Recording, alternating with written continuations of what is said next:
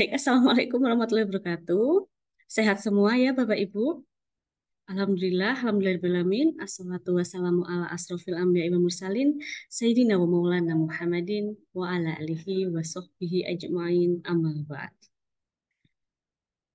Alhamdulillah kita bisa berkumpul dalam keadaan sehat walafiat. Kita bisa berkumpul secara online di kegiatan yang diselenggarakan oleh Perpustakaan Universitas Ampel Surabaya, yaitu kegiatan literasi informasi yang kali ini kita akan bersama-sama sharing dan juga mengenal mengenai apa itu sistematik literatur review atau biasa disingkat SLR, dan apa itu bibliometrik yang bisa digunakan di dalam penelitian. Baik, saya mohon izin untuk share screen ya, Bapak Ibu.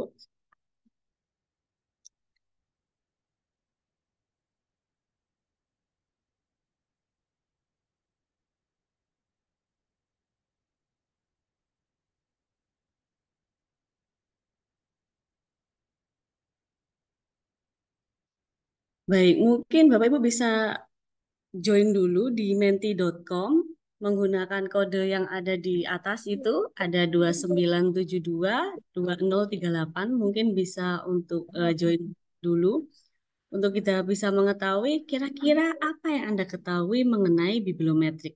Mungkin bisa ditulis tiga hal yang terfikirkan kira-kira apa ya yang diketahui mengenai bibliometrik. Baik, silahkan.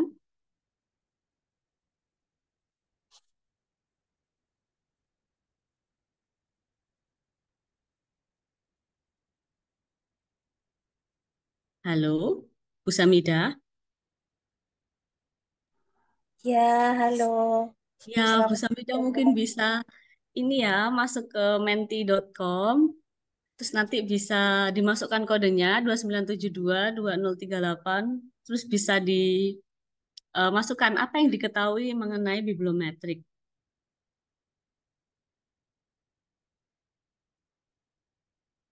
Bu Umir juga, mungkin Pak Wahid, ada Mbak Detria, Mbak Zeni, mungkin bisa ini ya ikutan.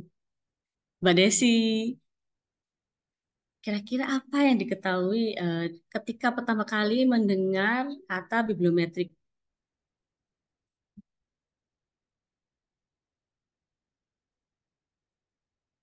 Ini masih belum ada ya yang. Oke, kita tunggu dulu. Oh, sudah ada yang masuk. Ada tiga. Oke, ada Fast Viewer, analisis data bibliografi, Biblioshiny. Oh, sudah. Ini sudah tahu sekali nih sepertinya ya. Baik, silahkan untuk peserta yang baru bergabung. Selamat datang. Ini ada perpustakaan Ubaya. Mungkin bisa bergabung untuk join di menti.com-nya menggunakan kode yang tertera di atas, ada 2972 2038 ya, untuk mengetahui kira-kira apa yang diketahui mengenai bibliometrik. Bisa tulis tiga hal yang sekiranya terfikirkan ketika mendengar kata bibliometrik.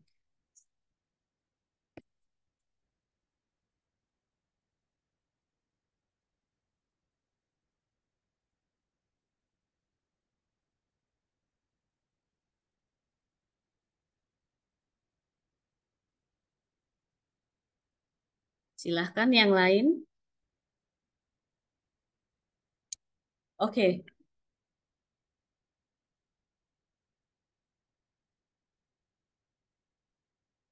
kita tunggu sebentar.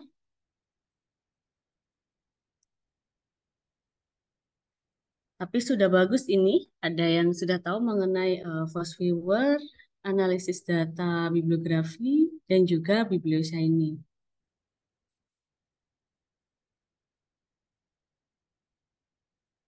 Yang lainnya mungkin,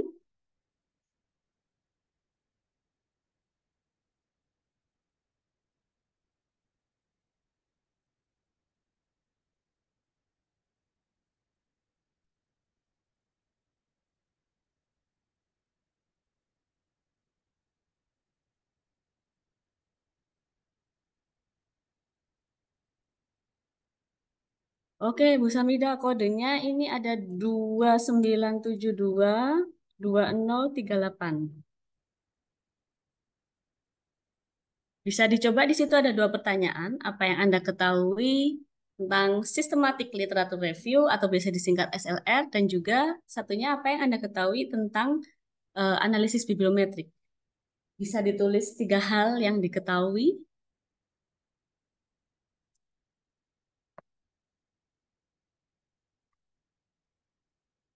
sebelum kita masuk ke presentasinya, ya.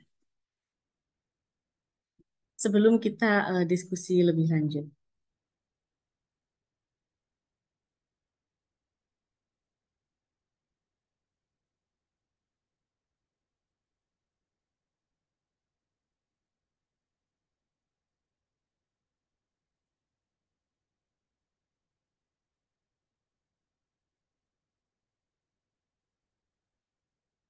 Apakah ada kendala?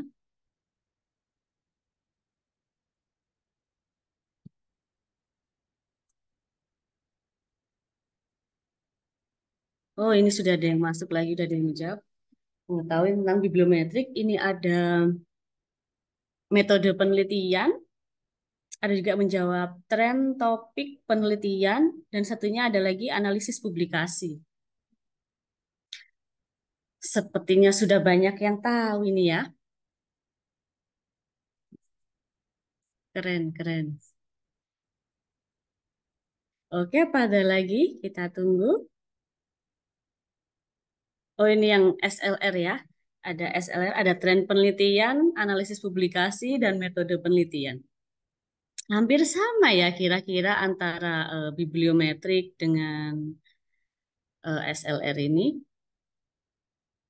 Sama-sama metode metode penelitiannya.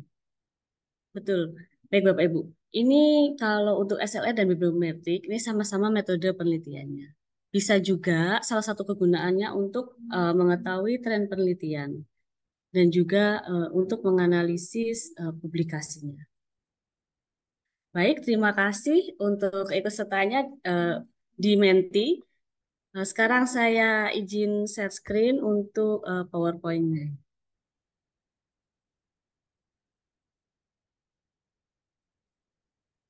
Terlihat ya, Bapak Ibu ya.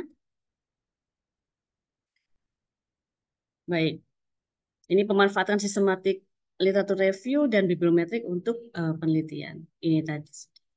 Oke, jadi hampir sama sebenarnya untuk sistematik literatur review dan juga analisis bibliometrik. Cuman ada sedikit perbedaan. Kalau misalkan SLR itu em, dia lebih ke metode sistematisnya, yang digunakan untuk menyusun, meninjau, dan menyimpulkan bukti-bukti ilmiah yang relevan dalam lingkup penelitian tertentu melalui langkah-langkah yang terstruktur. Jadi kata kuncinya memang sistematis itu tadi. Dan bisa menggunakan metodenya seperti Prisma, dan lain sebagainya. Dan di SLR ini membantu mengidentifikasi, mengevaluasi, dan mensintesis penelitian yang ada untuk menjawab pertanyaan penelitian yang spesifik. Jadi kalau misalnya ingin lebih dalam penelitiannya itu bisa menggunakan SLR atau Systematic Literature Review. Karena skup penelitiannya itu fokus terhadap satu topik tertentu dan memang diperlukan bukti-bukti ilmiahnya. Jadi artikel-artikelnya yang relevan, yang mendukung dalam suatu penelitian tertentu. Sedangkan untuk analisis bibliometrik ini bisa lebih luas dan lebih banyak untuk data data yang digunakannya. Jadi analisis bibliometrik ini metode untuk mengukur dan menganalisis kuantitas, kualitas, dan dampak publikasi ilmiah dengan menggunakan data bibliografis. Nah, data bibliografis itu seperti apa?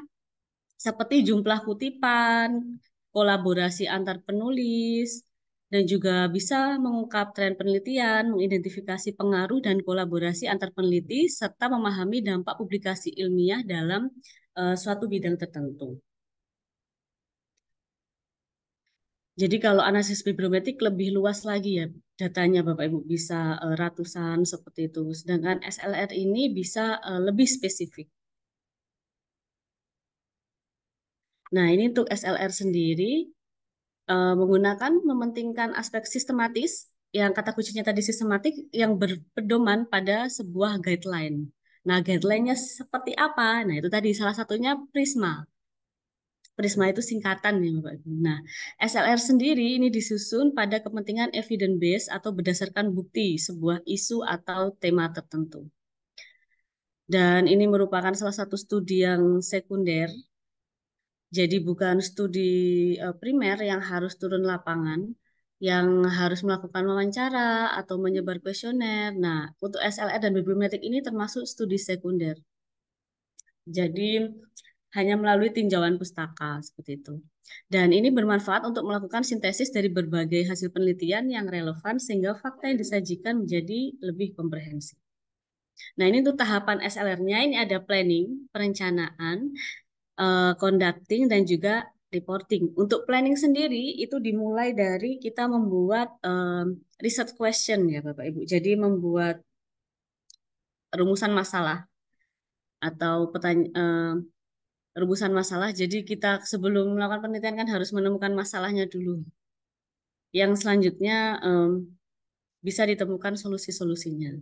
Nah, ini terus menggunakan protokol. Protokolnya bisa menggunakan Prisma itu tadi. Dan conducting ini mengidentifikasi literatur yang relevan. Biasanya melihat penelitian terdahulu. Kira-kira kok misal saya ingin meneliti tentang topik A, misalkan inovasi pendidikan, itu sudah ada atau belum? Seperti itu. Dan itu bisa dicari untuk penelitian-penelitian terdahulunya. Dan selanjutnya basis datanya mau diambil dari mana? Karena ini penelitian sekunder, jadi kira-kira mau ambil dari mana? Kalau misalkan kemarin sudah dijelaskan oleh Bu Umir dan juga oleh Pak Hari, Perpustakaan Wisata Surabaya itu berlanggan Scopus dan juga melanggan e-jurnal yang seperti Springer, Taylor and Francis, dan juga Wiley. Nah, itu bisa digunakan sebagai salah satu database yang bisa digunakan sebagai sumber data penelitian dari penelitian SLR ini sendiri. Bisa dipilih, misalkan mau ambil Scopus, bisa. Kalau misalkan menggunakan Google Scholar bagaimana? Bisa juga, ya Bapak Ibu. Menggunakan Springer juga bisa, seperti itu. Yang penting ditemukan reasoningnya atau alasan kenapa memilih database tersebut. Selanjutnya ada ekstraksi data dan juga selanjutnya ada mulai menulis papernya. Nah, ini untuk pembuatan rumusan masalah itu menggunakan Pico ya Bapak Ibu ya. Pico itu apa? Pico itu singkatan lagi. Ada P-nya itu populasi, I-nya intervensi, C-nya comparison, dan O-nya outcome atau hasil. Jadi kita harus mengetahui kira-kira populasinya siapa, terus ada intervensi atau tidak, terus bagaimana perbandingannya, dan juga nanti hasil yang ingin dicapai dari penelitian itu seperti apa.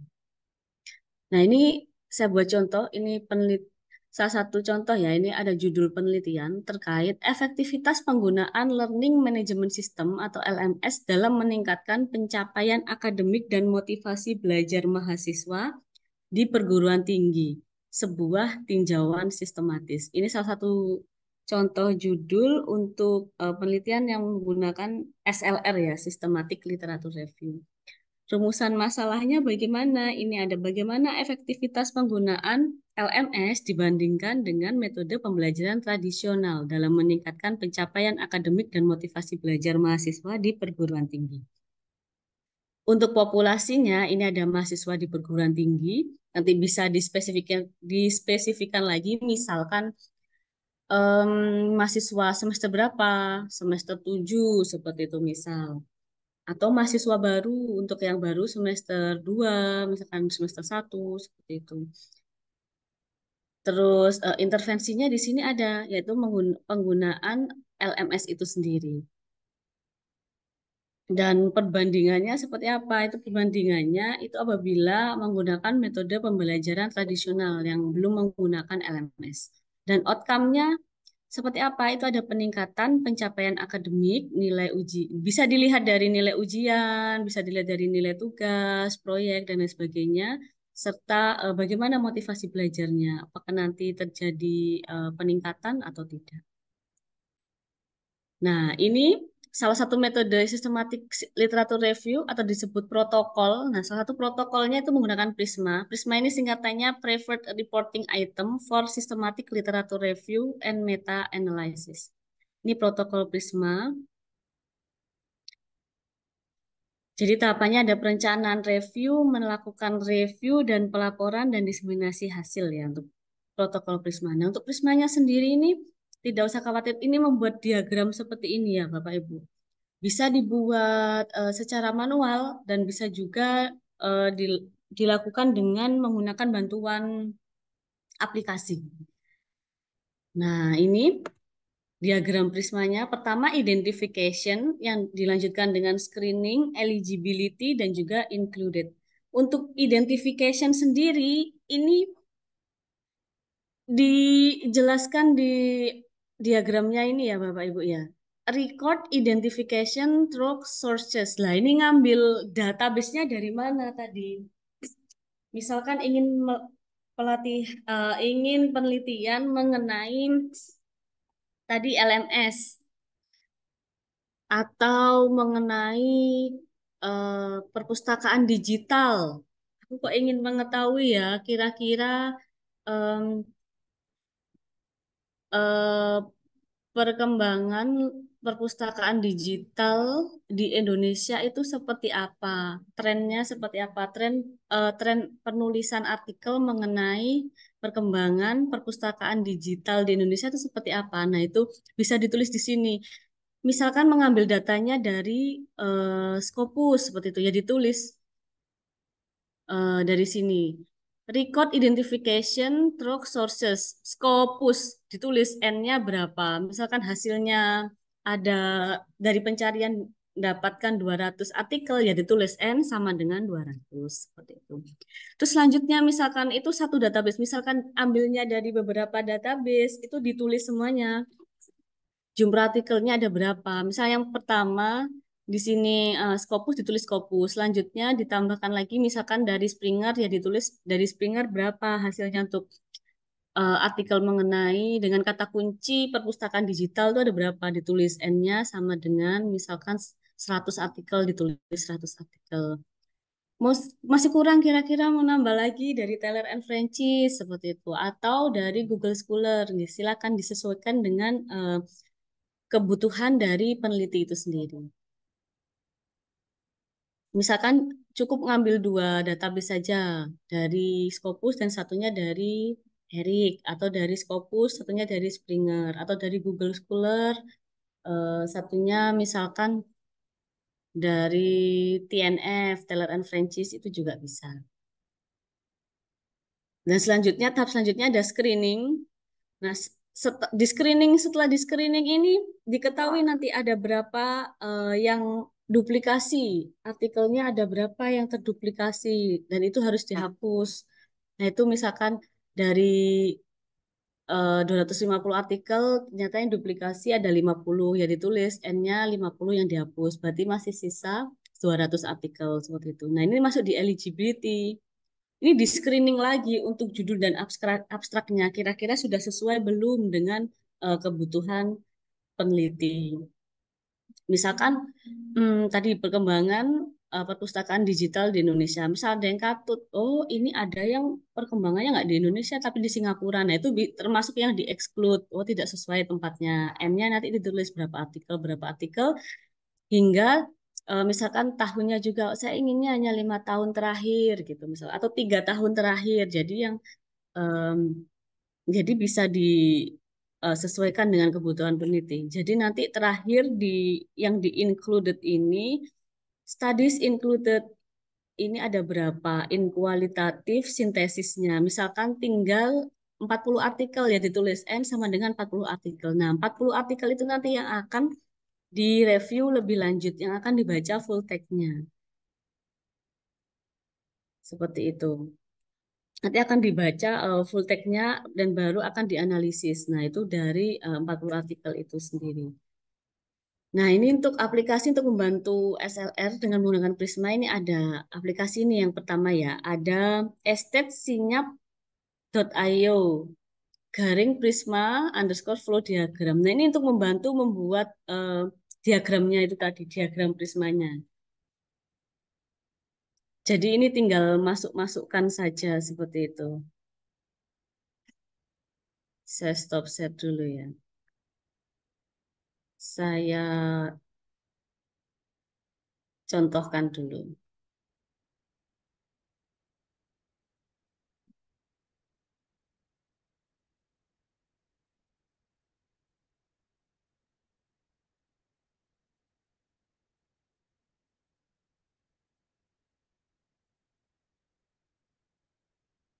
Tadi aplikasinya Estate, Sinyap, Ayo. Terlihat ya Bapak Ibu yang saya share screen ya.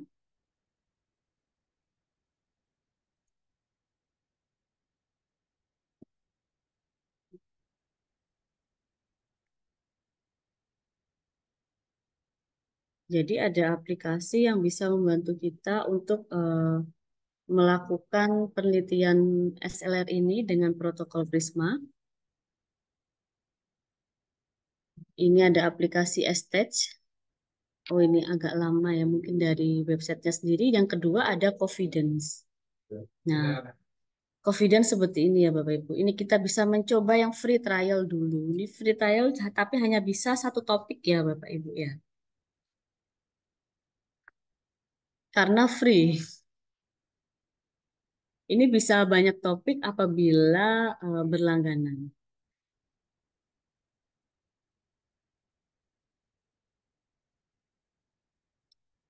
Ini saya coba buat akun sudahan ya.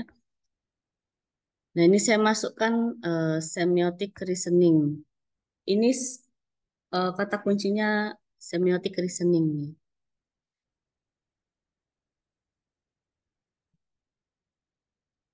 Nah, seperti ini kira-kira untuk aplikasinya. Nanti kita lanjut mencontohkan ya. Nah, ini kita create flow diagram.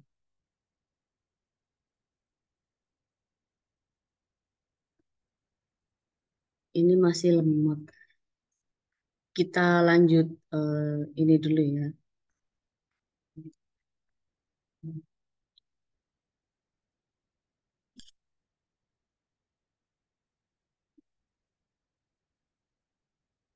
Baik, jadi aplikasinya ada dua. Yang pertama dari Estet Sinyap dan yang kedua dari Confident. Ini saya tunjukkan dulu untuk halaman depannya.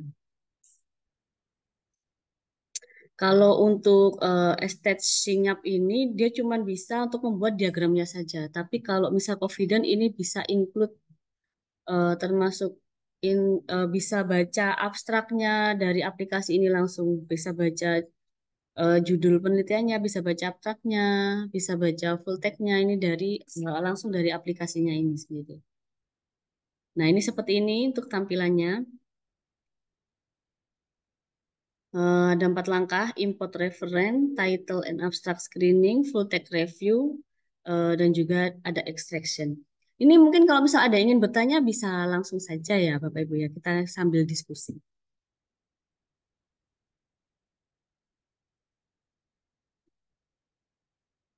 Nah, seperti ini nanti hasilnya untuk membuat alurnya, diagram alur dari protokol Prisma itu sendiri.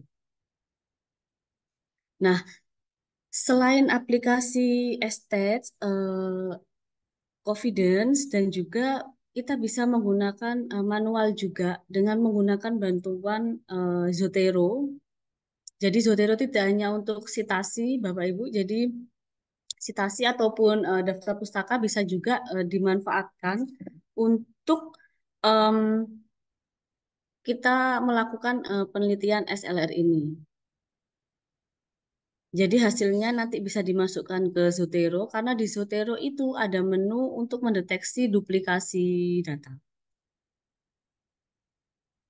Nah, ini seperti biasa ya caranya kalau untuk Zotero bisa dimasukkan di klik kanan. Nah, nanti sudah otomatis masuk ya di Zoteronya. Dan ada item duplikat atau item duplikat yang ada di Zotero itu, nah itu bisa diklik dan di merge untuk item yang duplikasi.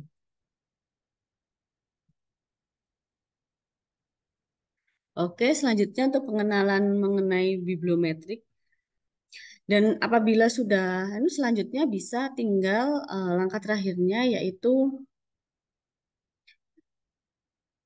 mengerjakan result and discussion. Karena risetnya sudah dibantu oleh aplikasi tadi untuk bisa dibantu di Confidence. Nah, selanjutnya tinggal mengerjakan result and discussion. Kira-kira temuannya apa dari penelitian itu tadi? Hasilnya bagaimana? Misalkan ditulis di tabel misalkan dari 40 artikel tadi yang sudah disaring tadi, yang sudah di screening dan lain sebagainya, itu tadi 40 artikel tadi bagaimana kira-kira? Misalkan diidentifikasi, oh ada 10 artikel yang kuantitatif, ada 10 artikel yang kualitatif, dan dan bagaimana untuk 40 artikel itu sendiri? Dia trennya perpustakaan digital dikaitkan dengan topik apa seperti itu. Itu bisa diidentifikasi dan juga untuk penelitian SLR bisa menggunakan bantuan Fast Viewer untuk identifikasi trennya itu nanti. Kita selanjutnya mengenalkan mengenai bibliometrik ya, yang hampir mirip dengan SLR, tapi bibliometrik jumlah datanya lebih besar. Dan ini goalnya untuk meringkas data dalam jumlah besar dan menyajikannya secara intelektual dan struktur serta membantu melihat tren dari topik penelitian dalam bidang tertentu. Ini nggak hanya untuk melihat tren, tapi juga untuk kolaborasi antar peneliti, kolaborasi antar kata kunci, dan lain sebagainya. Nah, ini digunakan saat skop atau ruang lingkup reviewnya sangat luas untuk direview secara manual. Jadi bisa ratusan publikasi seperti itu kalau untuk analisis bibliometrik. Dan untuk tujuannya ini membantu peneliti, pustakawan, pengelola database publikasi dan lain sebagainya untuk riset performance dan juga science mapping. Jadi untuk riset performance itu ada publication related metric, ada bisa dilihat dari total citasinya dan juga rata-rata citasinya seperti apa. Nah, kalau science mapping ini bisa dilihat dari citation analysis, co-citation analysis, bibliographic coupling, co-word atau co-occurrence analysis, dan co-authorship analysis.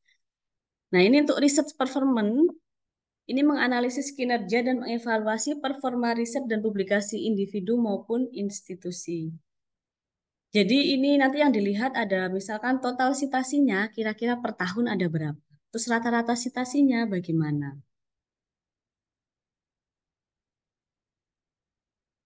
Nah, ini salah satu contoh untuk rumusan masalahnya ya, atau research question yang bisa dijawab oleh research performance di analisis bibliometrik. Berapa jumlah publikasi suatu topik tertentu? Misalkan kita masukkan topik tertentunya perpustakaan digital. Berapa jumlah publikasi mengenai perpustakaan digital di Indonesia dalam rentang waktu 5 tahun terakhir? Seperti itu misalkan. Atau dalam rentang waktu yang tidak dibatasi. Jadi misalkan dia ada penelitian dari tahun 1980 ya 1980 hingga 2024 seperti itu. Tergantung dengan kebutuhan peneliti dan juga dari batasan masalah yang ingin diteliti. Selanjutnya misalkan ada berapa jumlah penulis yang berkontribusi dalam suatu publikasi. Berapa jumlah penulis yang berkontribusi dalam publikasi mengenai perpustakaan digital di Indonesia. Nah, ini bisa. Berapa jumlah publikasi yang ditulis oleh masing-masing peneliti? Terus bagaimana produktivitas publikasi ilmiah per tahun? Berapa total citasi dalam suatu publikasi ilmiah dan berapa rata-rata citasi per tahun? Ini bisa diteliti menggunakan analisis bibliometrik dalam lingkup research performance. Dan selanjutnya untuk science mapping, ini bisa dilihat untuk ada citation analysis, co-citation analysis, bibliographic coupling, co-word analysis, dan co-authorship analysis. Ini untuk mengungkapkan struktur dan dinamisasi suatu topik kajian.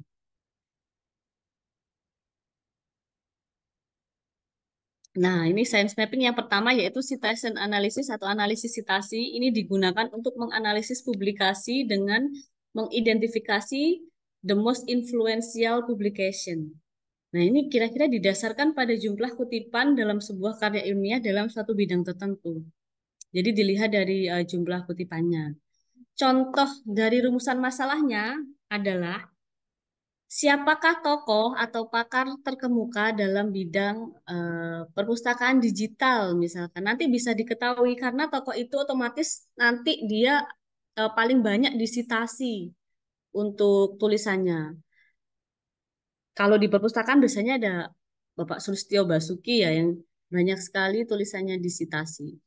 Dan itu nanti bisa ketahuan. Misalkan di bidang perpustakaan digital ini yang paling banyak disitasi ini tulisannya siapa. Nah, itu bisa bisa disebut sebagai tokoh yang berpengaruh. Dan jurnal-jurnal mana yang paling berpengaruh dalam bidang penelitian tertentu. Nah, ini bisa dilihat juga artikel-artikelnya ini banyak dimuat di jurnal apa, seperti itu. Dan penelitian mana yang dapat dijadikan untuk rekomendasi referensinya itu tadi. Yang paling banyak disitasi seperti apa. Dan selanjutnya ada co-citation analysis digunakan untuk menganalisis hubungan antar peneliti, artikel, atau jurnal tertentu. Nah, ini research questionnya hampir mirip sama yang pertama tadi. Siapakah tokoh atau pakar terkemuka yang teori atau paradigmanya dijadikan dasar dalam suatu penelitian bidang tertentu. Nah, nanti bisa ketahuan dilihat dari analisis citasinya itu tadi. Dan tema-tema mendasar atau foundational terms dalam publikasi ilmiah yang ditulis oleh pakar tertentu. Nah, ini tema-temanya seperti apa yang terkait satu sama lain seperti itu. Dan selanjutnya ada bibliographic coupling digunakan untuk menganalisis hubungan sitasi-sitasi yang ada di dalamnya. Nah, ini bisa dilihat dari kesamaan pengutipan atau sitasi yang bersumber dari referensi yang sama dalam suatu publikasi karya ilmiah. Diasumsikan memiliki kesamaan dalam isinya. Jadi misalkan eh, saya menulis, terus nanti kira-kira ada Bu Samidah yang mengutip juga. Saya mengutip tulisannya Ibu Kepala Perpustakaan seperti itu. Dan Bu Samida juga menulis, mengutip tulisannya Ibu Kepala Perpus. Misalkan seperti itu. Nah, itu diasumsikan tulisan yang penelitian yang sedang kita tulis itu memiliki topik yang memiliki kesamaan sitasi dan juga pengutipan seperti itu. Jadi ini bisa digunakan untuk mengidentifikasi publikasi-publikasi terbaru yang dilihat dari jumlah dan kesamaan sitasinya. Ini ada contoh dari grafik Fosviewer ya. Ini bisa dilihat ini saling mengutip ya atau saling mensitasi satu sama lain. Bisa dilihat jaring-jaringnya banyak yang memiliki kesamaan pengutipan yang menandakan bahwa hmm, topik yang dibahas itu masih satu rumpun seperti itu. Dan bisa dilihat ini yang paling banyak dikutip siapa seperti itu. Yang nodenya yang paling besar, nodenya untuk yang bulat-bulatannya ini yang paling besar ya. Ini untuk contoh rumusan masalahnya untuk bibliografi coupling, ada tema-tema yang diangkat dalam kurun waktu tertentu. Ini bisa dilihat tema-temanya yang ngetren apa saja gitu. Terus bagaimana topik publikasi terkini diklasifikasikan, ada berapa klaster eh, yang memuat topik publikasi dilihat dari keyword yang dimasukkan tadi dan lain sebagainya. Dan selanjutnya untuk keyword analysis untuk mengeksplorasi topik publikasi saat ini dan masa yang akan datang dengan fokus terhadap konten yang ditulis dalam publikasi karya ilmiah. Ini contoh rumusan masalahnya ya. Topik dan subtopik apa saja yang paling banyak diteliti? Nah, ini bisa jadi tren topik. Dan bisa dilihat di tahun berapa kira-kira eh, topik ini booming atau viral seperti itu.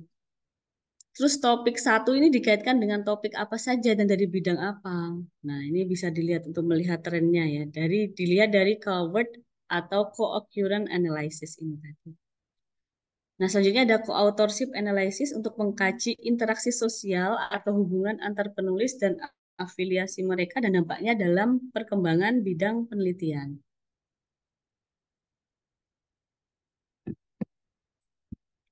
Nah, ini contoh untuk research question-nya. Bagaimana pola kolaborasi antar peneliti? Nah, terus apakah kolaborasi mereka sesuai atau lintas bidang keilmuan? Misalkan saya dari perpustakaan, ya saya bahas perpustakaan. Apakah seperti itu? Atau malah saya membahas yang lain? Misalnya lebih banyak membahas mengenai pendidikan. Nah, itu bisa diketahui apakah dia lintas bidang keilmuan atau linier. Apakah kolaborasi mereka lintas wilayah geografis, misalkan dari Indonesia menulis menulis suatu penelitian kolaborasi dengan Australia. Nah, itu bisa dipetakan juga untuk asal penulisnya. Nah, ini peneliti yang paling produktif sering berkolaborasi yang mana? Apakah kolaborasi berpengaruh terhadap jumlah sitasi dan lain sebagainya? Nah, kita langsung saja praktek ya. Selanjutnya, kalau misalkan ada yang ingin ditanyakan, silahkan ya, Bapak Ibu.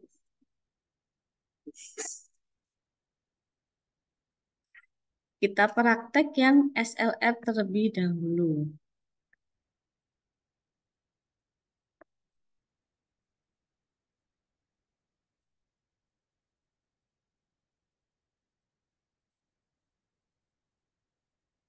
Oke, saya izin share screen.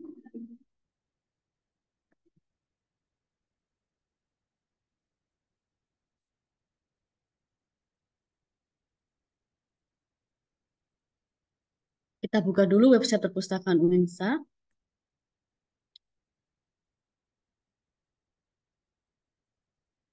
Kita buka di e-journal, di menu e-journal. Kita coba Springer, kita coba Springer dan juga Taylor and Francis. Jadi ini yang dilanggan oleh perpustakaan Winsa ya. Untuk e-jurnalnya ada Cambridge, Springer, Taylor and Francis dan juga Wiley. Untuk indexing di sini ada Scopus, Sinta dan Muraref. Untuk Scopus ini yang dilanggan oleh perpustakaan Universitas Ampel Surabaya.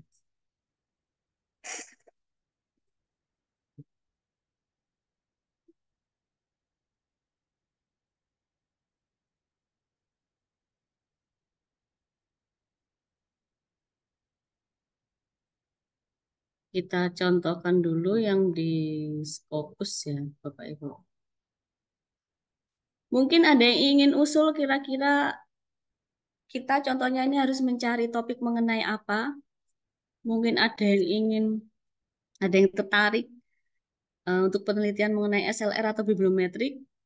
Ada yang usul mungkin, monggo. Oh ini, AI dan Digital Library. Oke,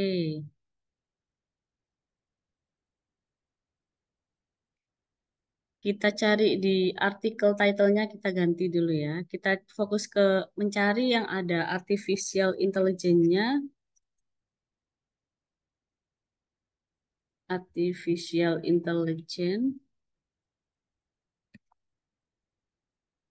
di judulnya ya.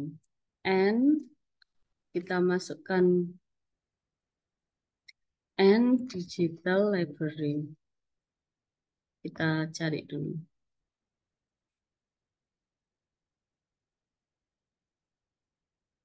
Cuma ada 8 ternyata yang ada di Scopus. Artificial Intelligence of Digital Resource in University Libraries. Artificial Intelligence Library Service. Oke, ini ada 8 ya.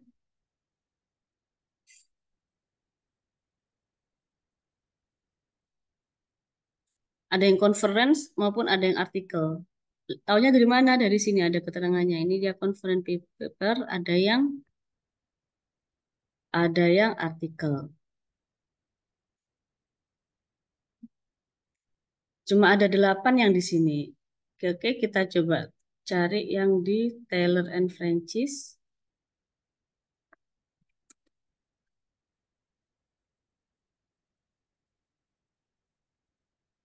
Ada berapa kalau untuk yang di Taylor and Francis? Oh, ada lebih banyak. Ada 6.052 artikel yang terkait dengan artificial intelligence.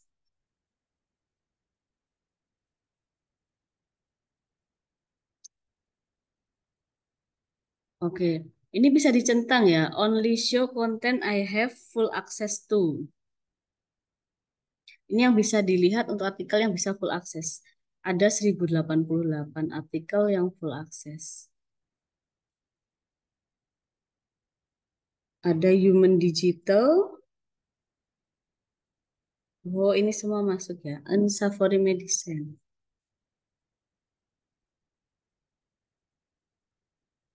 Oke.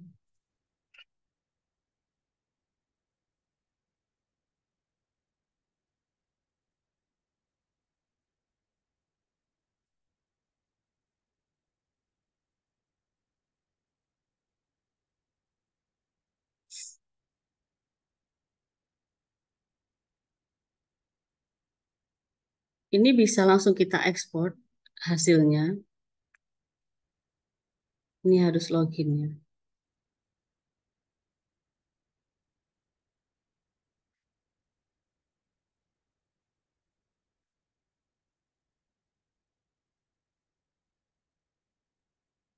Kita bisa ekspor, tapi sepertinya saya harus register dulu ini ya, karena saya belum register.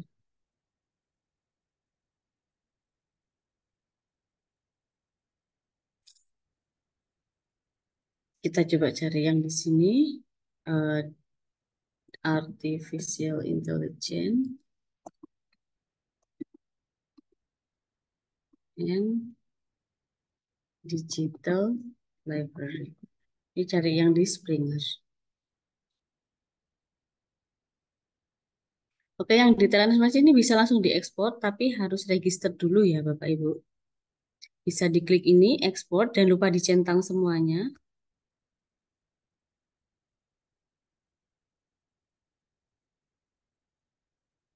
Ini bisa diekspor, tapi harus login atau register dulu. Kalau misal login, bisa ini menggunakan email institusi ya Bapak Ibu.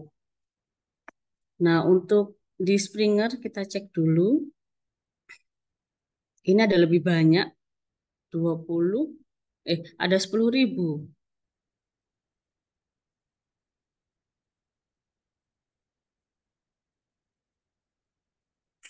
Ada 10.000 artikel. Kalau terlalu banyak seperti ini bagaimana? Bisa di Bisa kita cari, misalkan kita fokus ke artikel saja. Nggak usah masukkan conference, bisa dicentang berarti. Artikelnya 6.700. Publishnya, ini terlalu banyak, misalkan sampai ribuan. Bagaimana ya? Bisa dimasukkan juga tahunnya, misalkan 5 tahun terakhir. 2019 sampai 2024. Bahasanya bisa dipilih.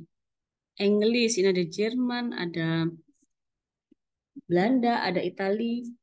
Nah, ini bisa dipilih, coba diupdate. Hasilnya nanti pasti berkurang. Oke, tinggal 4.877.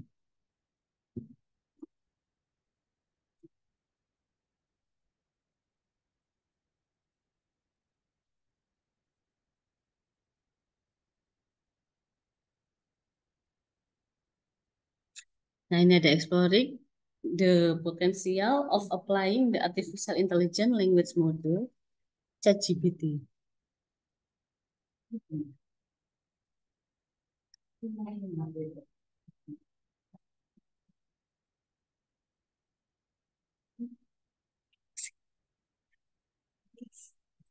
Ini the rise of artificial intelligence. Bisa dicek ya ini.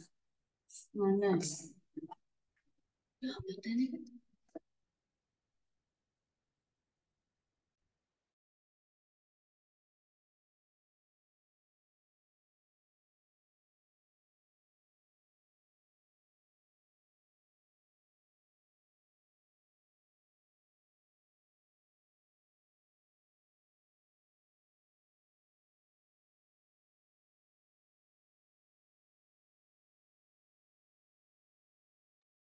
Oke, kita lanjut.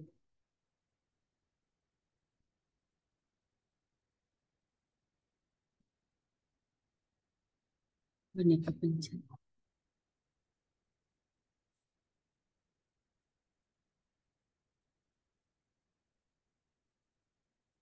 Ini hasilnya bisa lebih banyak ya Bapak Ibu ya.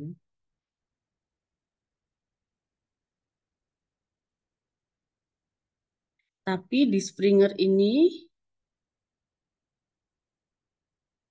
saya tidak menemukan ada ekspor langsung ya. Menu untuk ekspor. Kalau di Taylor and Francis tadi ada menu untuk ekspor hasil pencariannya. Nah, kalau di Springer ini gimana kok mau apa mau menyimpan hasilnya? Ini di Springer tidak ada, jadi kita harus menggunakan bantuan Zotero. Jadi Zotero-nya dibuka dulu ya Bapak Ibu, pastikan sudah menginstal Zotero, lalu diklik kanan atas, dipilih kira-kira mau di folder yang mana.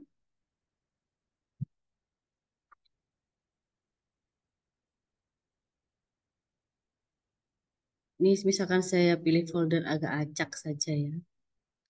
Di knowledge management, ini diklik semuanya, select all, biar pencariannya itu bisa masuk semuanya. Tapi ingat gitu Bapak Ibu, ini baru satu halaman.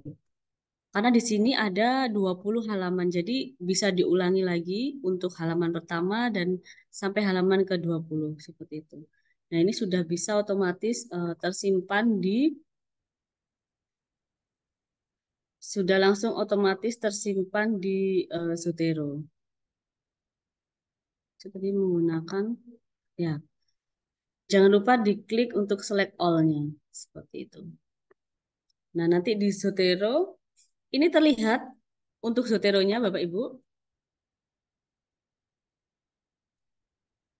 Halo?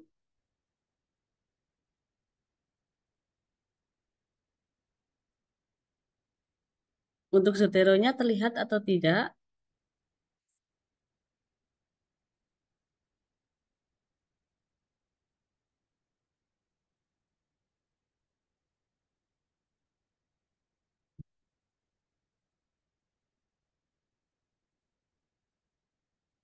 Oke, ini ada pertanyaan ya dari Mbak Desiana Eka Sari Putri. Lebih baik mencarinya menggunakan N atau OR untuk kasus seperti itu. Oh ya, ini juga ada untuk daftar hadir sudah di-share di kolom chat ya Bapak Ibu. Bisa diisi. Nah, ini lebih baik mencarinya menggunakan N atau OR.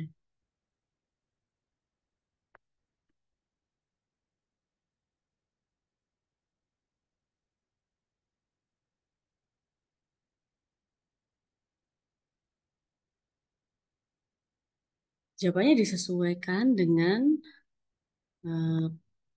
disesuaikan dengan kebutuhan peneliti itu sendiri ya sebenarnya. Kalau misalkan N itu berarti misalkan artificial intelligence and digital library berarti semua kata kunci atau semua judul yang mengandung digital library dan artificial intelligence itu tampil dua-duanya.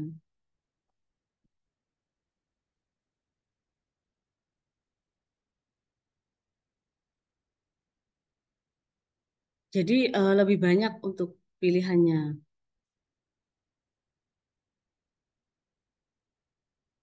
Kalau misalkan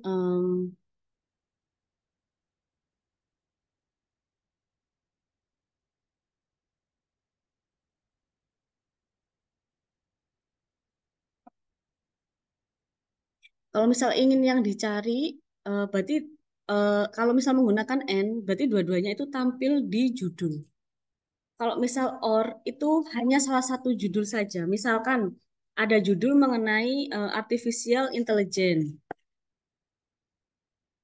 Ada judul mengenai artificial intelligence, itu nanti bisa tampil. Nah, ada judul lagi yang terpisah mengenai digital library. Nah, itu nanti eh, keduanya bisa tampil walaupun itu penelitian yang berbeda. Satunya membahas digital library tapi tidak membahas tentang artificial intelligence. Nah, itu tetap bisa tampil kalau misalkan mencarinya itu OR karena OR itu pilih salah satu. Kalau misal N itu kedua-duanya yang ada di judul itu akan tampil. Seperti itu, kira-kira apakah menjawab ya Mbak Desi? Mungkin yang lain ada yang ingin ditanyakan lagi.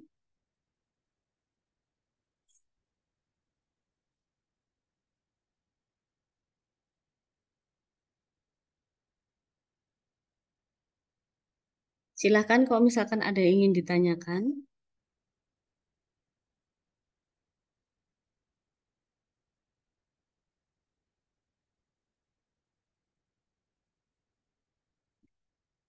Oke, kita kembali lagi.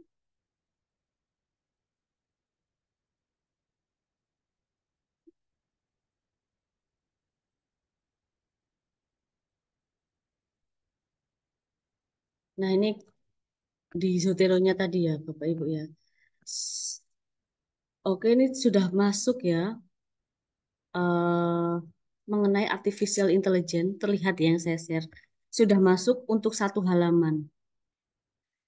Nah, ini ada artificial intelligence and computational biology dan lain sebagainya. Ini tadi yang dibahas soalnya mengenai artificial intelligence. Yang dicari di em, Springer tadi yang tidak ada menu ekspornya, itu berarti kita harus menggunakan antar bisa Zotero, bisa juga Mendeley, Bapak Ibu ya. Nah, nanti kalau misalkan sudah masuk di sini terus bagaimana? Nah, itu tadi bisa di sini ya, ada duplicate item. Kalau misalkan ada yang terduplikasi, ini bisa diklik salah satu seperti ini, terus di merge to item. Nah, ini sudah otomatis merge ini. Merge-nya ada di sini. Nah, bisa diklik untuk yang sudah merge to item. Nanti kalau sudah bagaimana? Nah, kalau sudah ini bisa kalau misalnya melalui Zotero, ini untuk penelitian SLR ya Bapak Ibu bisa diklik export item. Nah, ini formatnya seperti apa? Yang dibutuhkan apa? Misalkan confident menggunakan RIS seperti itu. Atau saya ingin setelah ini melihatnya di Fast Viewer. Nah, itu perlunya apa dilihat untuk formatnya. Kita ekspor di RIS ya. Saya simpan di sini aja. Nah,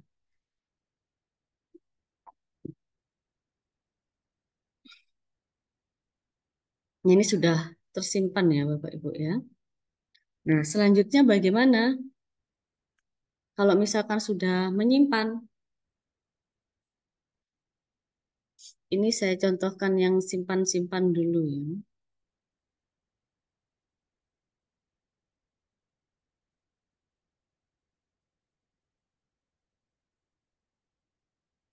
Tadi sudah dicontohkan menyimpan dari Springer.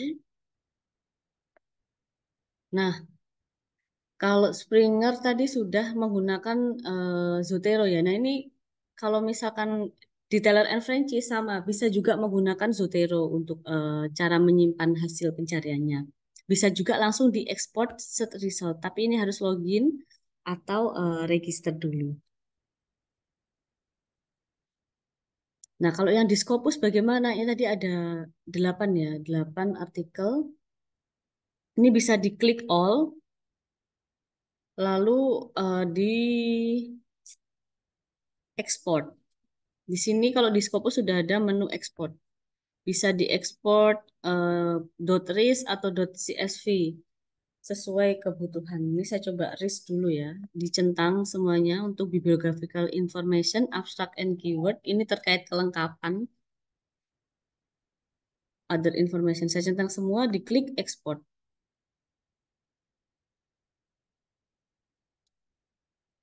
Ini misalkan ya, Scopus. Nah, ini sudah otomatis terekspor ya untuk 8 dokumen yang sudah kita cari. Nah, selanjutnya misalkan saya menggunakan confidence. Saya ingin menggunakan confidence. Nah, ini bagaimana? Langsung bisa di-upload formatnya tadi yang menggunakan RIS itu bisa di-upload di confidence. Nanti hasilnya seperti apa? Nah, ini kebetulan seperti ini. Tapi ini beda topik ya Bapak Ibu. Nah, nanti hasilnya seperti ini kalau misalnya sudah di-upload di confidence. Tapi harus register dulu ya, daftar dulu untuk dapat free trial. Biar dapat diakses secara gratis itu bisa daftar dulu. Ini ada import reference. Nah, ini kalau misalkan di sini ada duplikasi, ini akan ter langsung terhapus untuk duplikasinya. Karena ini yang saya masukkan dari Scopus ada 73 mengenai semiotic reasoning in mathematics. Jadi kan nanti tidak ada yang tidak ada yang double. Jadi ya di sini nol total duplicate remove. Nah, beda lagi kalau misalkan saya tadi sumber datanya Scopus ditambah lagi saya ingin cari di Taylor and Francis misalkan. Nah, itu nanti di sini bisa jadi ada yang terduplikat. Nah, ini kita lihat seperti apa nanti.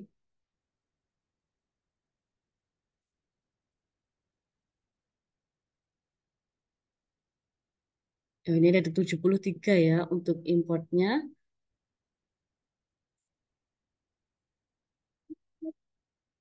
Nah, ini ada title and abstract screening.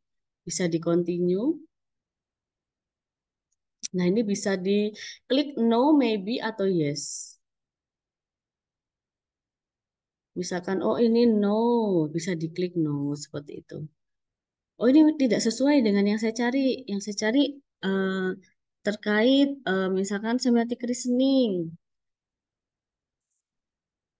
Semiotic reasoning di siswanya seperti itu. Ini ada di gurunya, di matematik teachernya. Oh tidak sesuai, berarti saya klik no seperti itu. Jadi ini untuk screeningnya ya Bapak Ibu ya.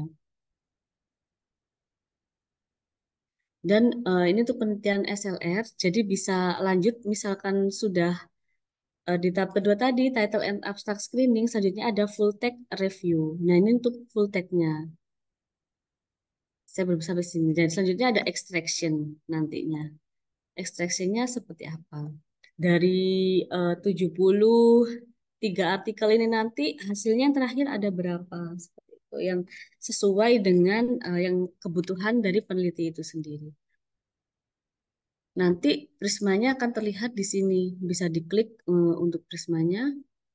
Nah, ini sudah otomatis membuat diagram tadi. Dari 73 ini duplikatnya ada berapa? Terus yang sudah di screening ada berapa? Yang nggak relevan berapa? Yang di-exclude ada berapa? Dan nanti totalnya terakhir ini ada berapa? Misalkan terakhir itu ada 15 artikel, ya 15 artikel itu nanti yang dijadikan topik pembahasan. SLR ini bisa dijadikan penelitian pendahuluan sebelum Bapak Ibu mengambil tesis ataupun mengambil disertasi. Jadi untuk memperkuat saja sebelum melakukan penelitian tesis maupun disertasi itu tadi untuk penelitian pendahuluan. Untuk dilihat trennya juga kira-kira yang paling banyak menulis tentang apa seperti itu. Nah, ini bisa menggunakan confidence. Baik, sampai sini untuk SLR ada yang ditanyakan untuk SLR. Oke, baik. Ini ada pertanyaan dari Bu Samida. Hasil penelitian melalui metode SLR dengan menggunakan SPSS kira-kira hampir sama atau lebih mudah mana ya Bu Amira? Jadi untuk SLR dan SPSS ini beda ya Bu Samida ya. Jadi untuk SLR ini kan dia tadi penelitian sekunder. Jadi hanya melalui tinjauan pustaka seperti itu. Jadi kasarannya kayak klik-klik depan komputer saja untuk SLR ini. Tapi kalau SPSS itu kan perlu untuk turun lapangan. Dia masuknya penelitian primer. Jadi harus turun lapangan dan biasanya dia menyebar kuesioner kan ya Bu Samida ya. Mungkin bisa ditanyakan lebih, bisa ditanyakan langsung Bu Samida, bisa.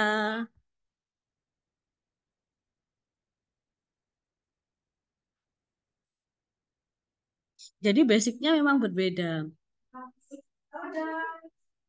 Kalau yang lebih mudah itu yang mana? Itu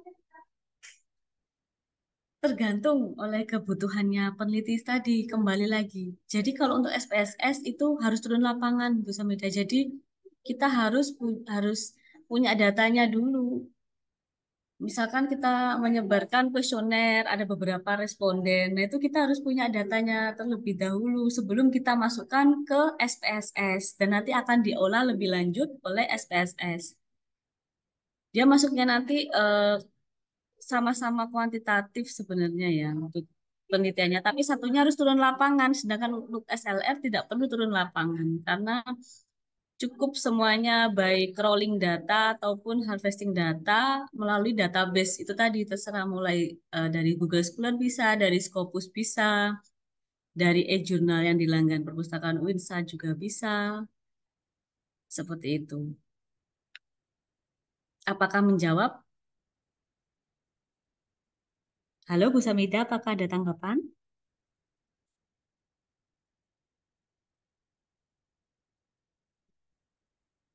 Oke, sepertinya Bu Samida ini mau penelitian yang mana ya kira-kira ya? Mau yang SLR atau mau yang SPSS ya? Mau yang Mau yang cukup di depan komputer atau harus turun lapangan untuk menyebarkan kuesioner ya? Baik, mungkin yang lainnya ada lagi yang ingin ditanyakan.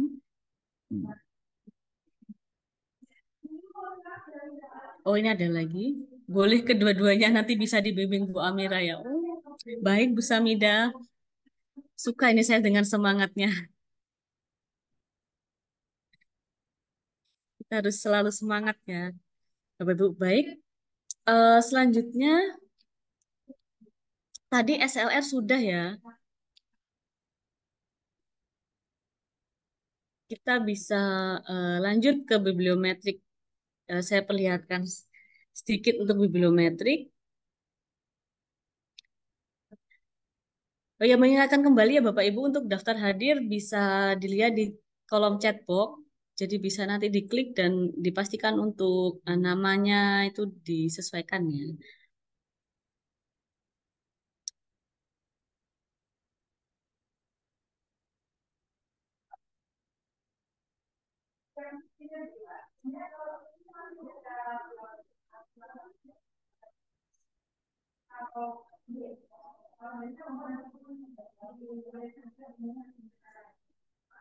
Oke, mungkin ada yang ingin ditanyakan lagi.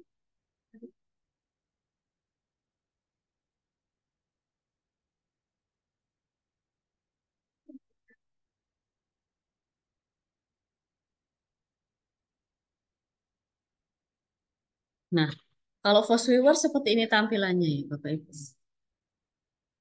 Bisa diklik create a map based on network data. Bisa ada tiga, create a map based on bibliographic data. Ini bibliographic data ini ya, kita pilih. Ini tampilannya kadang beda-beda ya, maksudnya urutannya ini, satu, dua, tiganya ini bisa beda-beda. Kita klik next. Nah, ini read data from bibliographic database file. Kita lihat, tadi supported file file tipe filenya ada Scopus, Web of Science, Dimension, Lens, dan PubMed. Kita tadi ambil dari database-nya dari mana? Atau ini supported file type, RIS, EndNote, dan RefWorks. Nah, ini misalkan RIS ya tadi ya. Yang dari Zotero, kita klik next. Oke, yang RIS tadi karena tadi dari Zotero ya, misalkan. Atau misal kalau dari Scopus ya dipilih yang dari Scopus.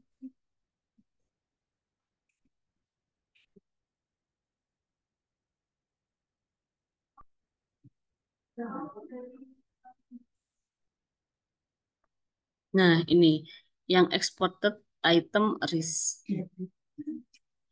Kita klik next. Nah, ini bisa dipilih ya, bisa dipilih mau lihat co-authorship, co-occurrence, kita pilih co-occurrence.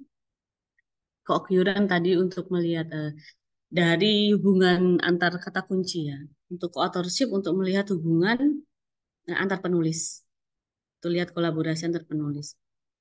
Ini minimal keywordnya ada berapa? Tiga misalkan. Ini kalau misal kita utik-utik jumlahnya 81. Coba kita pilih satu saja. Kita klik finish. Kita klik yes. Nah, seperti ini hasilnya. Ini tadi untuk yang ada di Zotero tadi ya, yang sudah kita ekspor dengan format RIS. Ini ada knowledge management. Tadi karena campur ya Bapak Ibu ya, folder saya ada artificial intelligence, ada ini tadi ada knowledge management, dikaitkan bibliometrik. Nah, ini untuk klasternya, ini warnanya ya. Kita cek overlay visualization-nya. Jadi yang makin gelap itu tahunnya makin lama dan yang makin terang itu tahunnya makin eh, terbaru. Yang terang ini malah education, biblioshiny, organization, knowledge sharing, systematic literature review. Nah,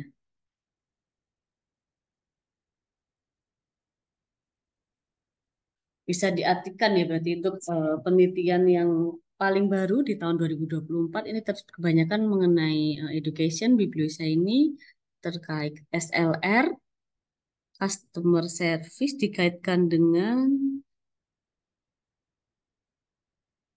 systematic literature review, dikaitkan dengan knowledge management bisa, dikaitkan dengan bibliosa ini bisa dengan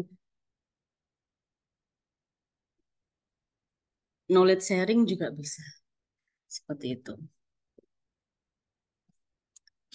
Nah, ini juga ada kelompok-kelompoknya ya, Pak Ibu. Nah, ini untuk yang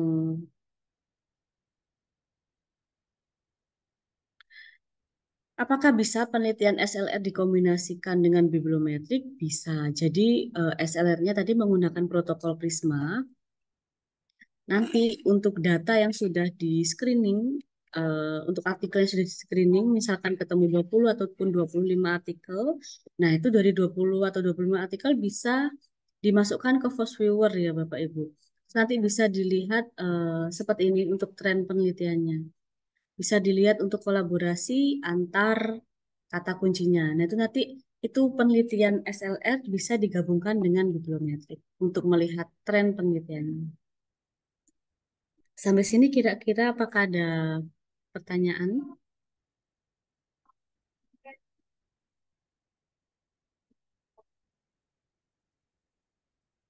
Coba kita buat lagi, tapi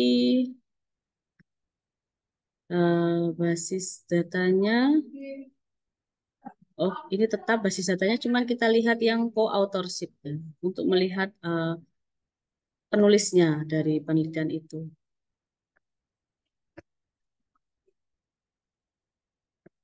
Yes,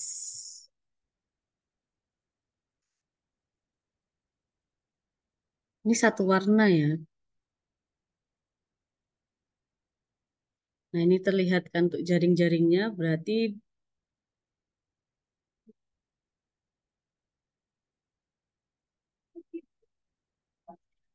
nah seperti ini berarti saling mengutip untuk satu sama lain.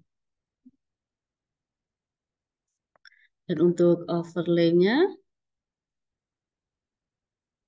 ini tidak ada penelitian yang terbaru ya. Kebanyakan tahunnya, kebanyakan berasal di tahun yang sama, di tahun 2023. Nah, ini tuh density-nya. Seperti ini. Ini tinggal kita cari penelitian pendukung lain ini dan bisa jadi kesimpulan dan juga sarannya. Dan ini saling mengutip.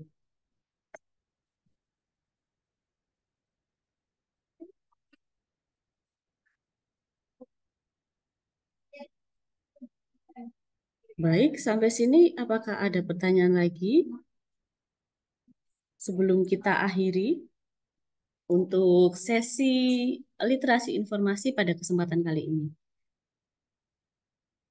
Mengingatkan kembali ya Bapak Ibu untuk mengisi daftar hadir dan juga untuk apabila ingin mengakses kembali mengenai informasi pada hari ini itu bisa dilihat di YouTube Perpustakaan Winsa.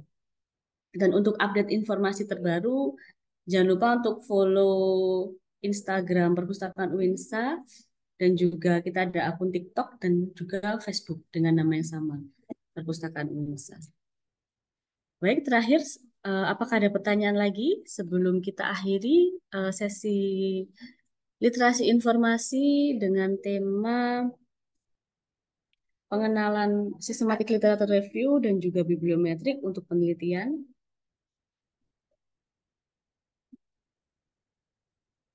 Baik, jika tidak ada, mungkin bisa dibuka dulu kameranya, Bapak Ibu. Kita bisa foto bersama.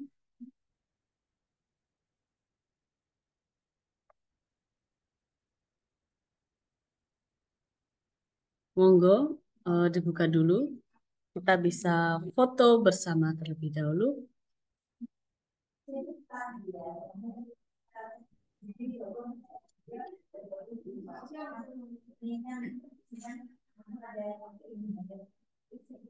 Oke, salam literasi ya. Satu, dua, tiga.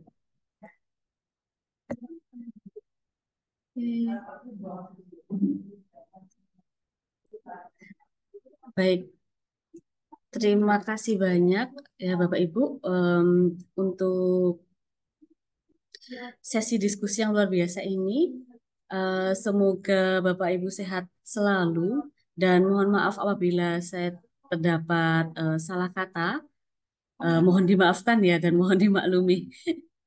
Baik, akhirul kalam, wabillahi taufiq wa hidayah. Wassalamualaikum warahmatullahi wabarakatuh.